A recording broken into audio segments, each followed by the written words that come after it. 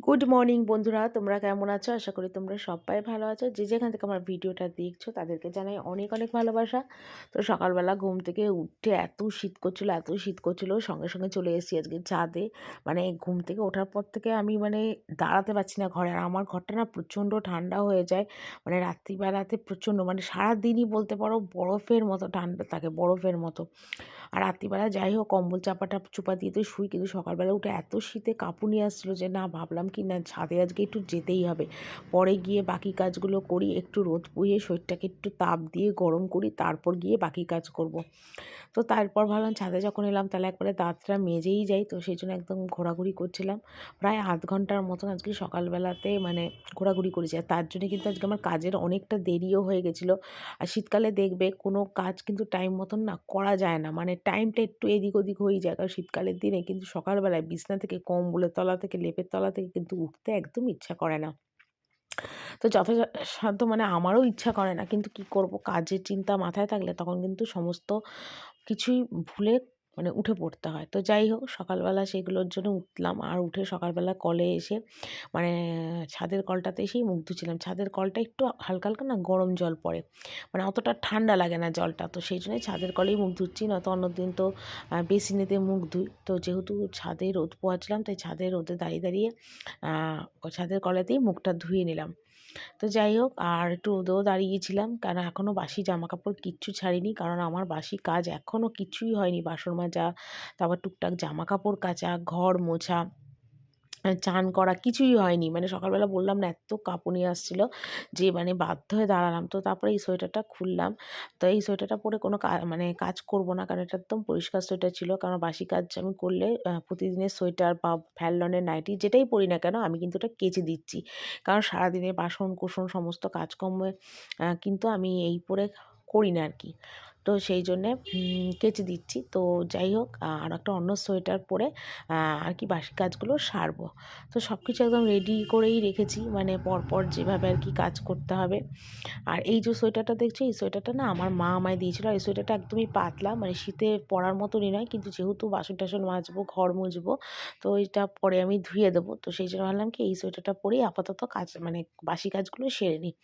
কারণ শীতের মধ্যে এখন সত্যি কথা শুধু নাইটি পরে কোনো কাজকর্ম করা যাচ্ছে না। এতটাই ঠান্ডা, এতটাই ঠান্ডা।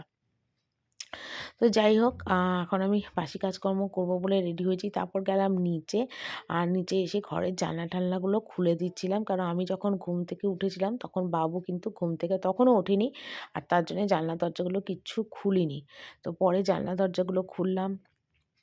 তারপরে একটু জল খাচ্ছিলাম, কারণ আমি খালি পেটে কিন্তু প্রতিদিন জল খাই। তারপর একটু জল খেয়ে নিলাম ভালো করে, কারণ আমার কিন্তু আগেরবার এইরকম টাইমেই জন্ডিস ধরা পড়েছিল। আর জল খেয়ে আমার দাঁত ফাত পুরো শিরশির করছিল। আর সত্যি কথা কদিন ধরে এত ঠান্ডা পড়েছে, এত ঠান্ডা পড়েছে, সত্যি কথা বয়স্ক বুড়িদের মতন আমার অবস্থা হয়েছে। আমি থাকতেই পারছি না। একবার ভেবেছিলাম ছাদে গিয়ে জল খাবো, ছাদে গিয়ে চা খাবো, কিন্তু ছাদে আর চাটা খাওয়া হলো না। কারণ তোমাদের দাদাভাই এখানেই চা দিল। তো আমি বললাম চলো তাহলে এখানে বসেই চাটা খাই। কী আর করব, তো সেই জন্যে এখানে বসে বসেই চা খাচ্ছিলাম। আর এত ঠান্ডা লাগছিলো, এত ঠান্ডা লাগছিলো তোমাদের কি বলবো। তো যাই হোক এখানে দেখো একটু লিকার চা খাচ্ছিলাম। আর লিকার চা খেয়ে তারপরে কিন্তু আমি আমার কাজকর্মতে হাত দিলাম। আর যেহেতু আজকে নিরামিষ রান্না করব, তো সেই জন্যে দেখো টেবিলটা একটু সাবান দিয়ে মুছে নিচ্ছিলাম। কারণ আমাদের আবার শনিবার সোমবার করে নিরামিষ হয়। তাছাড়া কিন্তু আরেকটা কথাও বলছি, সেটা হলো আমাদের পূর্ণিমা অমাবস্যাতেও কিন্তু নিরামিষটা হয়। তো যাই হোক এই ভিডিওটা কী বার ছিল আমার ঠিক মনে নেই, যেহেতু ভয়েস ওভারটা আমি তোমাদের পরে দিচ্ছিলাম। তো যাই হোক আমি সাবানটা দিয়ে একটুখানি টেবিলটা ভালো করে মুছে নিচ্ছিলাম।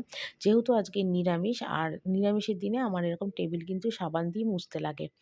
তো সেটাই মুছে নিচ্ছিলাম। তো যাই হোক সকালবেলা শীতের সকালে যে মর্নিংয়ে কত রকম কাজ থাকে সে আর তোমাদের বলে বোঝাতে পারবো না। প্রচণ্ড ঠান্ডা লাগছিলো, বলছিলাম না কি বলবো, আমার মনে হচ্ছিল যে সকালবেলা আজকে লেপ কম্বলের তলা থেকে উঠবই না, এতটাই ঠান্ডা লাগছিলো। তো যাই হোক তারপর তো আর উঠতে হলো। আর কিছু বললাম না যে কাজের চিন্তা যদি মাথায় থাকে তাহলে কিন্তু আর কোনো কিছুই কিন্তু মানে হয় না। তো এই সময়টা না বাপের বাড়িতে গিয়ে যদি একটু থাকতে পারতাম খুব ভালো হতো। কিন্তু আবার এটাও চিন্তা করি বাপের বাড়ি গিয়ে যদি থাকি আমার ছেলেটার অনেক অসুবিধা হয়ে যাবে। কারণ আমার ছেলেটাকে তো ছাড়ে না। আমার শ্বশুরবাড়ি থেকে আমার ছেলেকে কোনো সময় ছাড়ে না। আমি কিন্তু যখনই বাপের বাড়ি যাই তখন কিন্তু আমি একাই যাই, একাই থাকি, একাই ঘুরে ঘারে চলে আসি।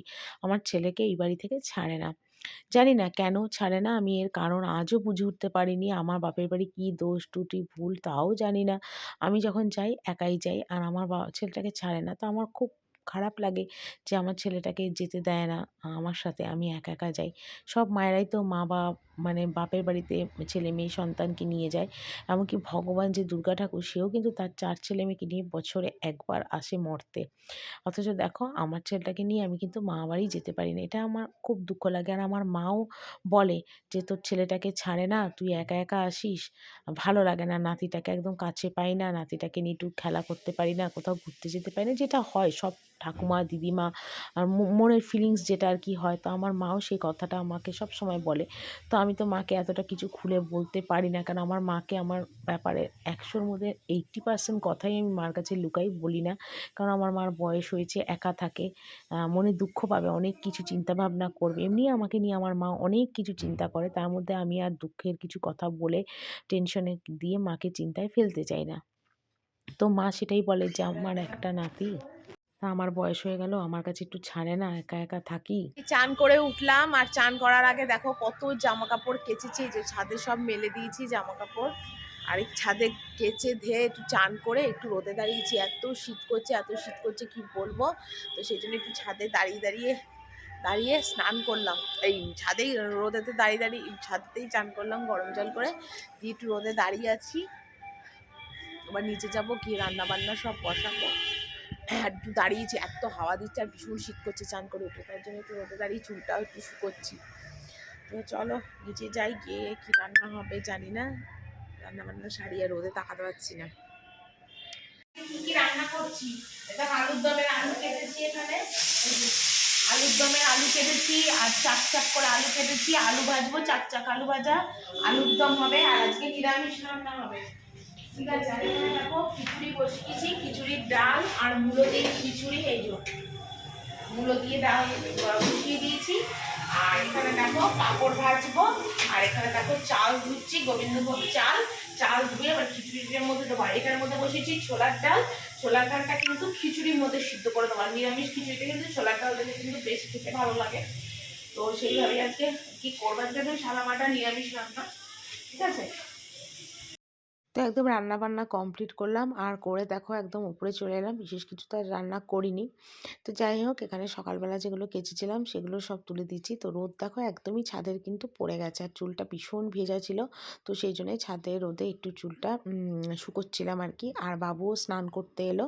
তো বাবুকে বললাম, বাবু তাহলে তুই একটু ভিডিও করে দে। কেউ যদি একটু ভিডিও করে দেয় সত্যি খুব সুবিধা হয়। তো সকাল থেকে দেখতেই পাচ্ছ যে কীভাবে শীতের সকালের কাজকর্মগুলো করি পরপর স্টেপ বাই স্টেপ। আর নিজের তো একদমও যত্ন নিতেই পারি না। সত্যি কথা বলতে কি একদমই কোনো কিছু করে উঠতে পারি না। তো যাই হোক, এখানে যেটুকুনি পারলাম সব করলাম। আর যেগুলো ভেজা ছিল এই বারান্দা দিয়ে সমস্ত মেলে দিচ্ছিলাম। কারণ এগুলো আর শুকোয়নি আর কি, রোদের তেজ কম তো এই জন্য কিছুই শুকোয়নি।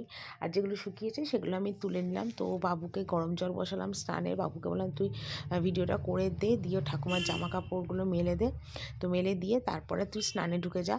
তো সেটাই বললাম। তো চলো, ঘড়িতে মোটামুটি এখন ৩টে সাড়ে ৩টের মতো বাজে। তো চলো আজকের মতন ভিডিওটা এখানেই শেষ করছি।